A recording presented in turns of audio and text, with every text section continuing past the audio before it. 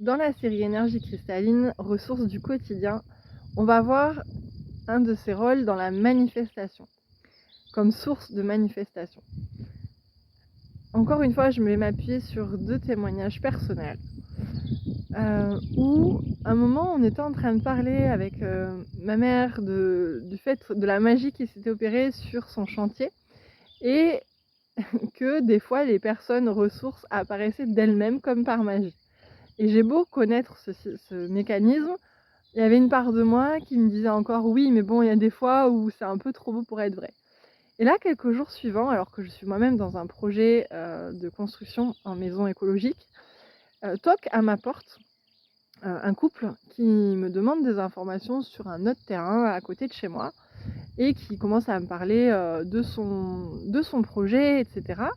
Et je dis: «Ah bah, moi aussi j'ai un projet de maison bois paille, juste à côté», et là ils me disent: «Ah mais nous on est en train de se former, contacte-moi, contactez contacte-nous quand tu en seras là».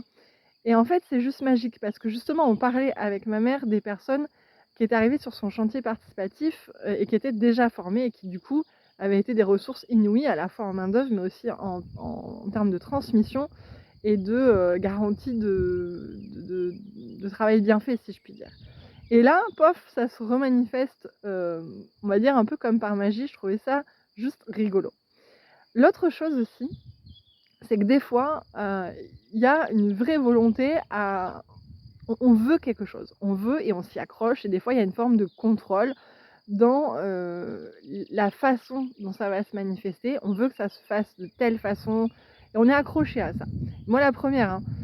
Et je trouve que la magie de l'énergie cristalline, c'est de nous aider à prendre de la hauteur par rapport à ça, de la distance et rester très en lien avec notre désir profond, notre élan profond, nous permettre de le nourrir tout en le connectant, en le nourrissant depuis un espace où on est détaché de la forme que ça va prendre.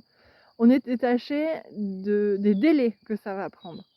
Bon, personnellement, moi, j'oscille encore entre les 2, mais je vois à quel point quand j'arrive à le faire dans cet état, on va dire cristallin, ça change, y compris dans la manifestation physique. Voilà, clairement, j'ai des coups de téléphone qui me disent: «Ah bah tiens, telle chose est finie» ou une visite, sur un bien que j'ai en vente alors que ça stagnait. Voilà, il y a vraiment des choses très belles alors même que j'étais en train de lâcher justement, de me dire: «Bah, en fait, si ça doit pas se faire tout de suite, ça va pas se faire tout de suite et c'est OK». C'était pas du défaitisme, c'était pas non plus «Je veux lâcher prise, je le dis parce que ça fait bonne voilà, ça fait bien». Non, c'était vraiment un état intérieur de: «Je lâche ces pressions-là», tout en ayant vraiment mes élans profonds et mes projets, toujours bien présents et que je continue à nourrir à tout niveau.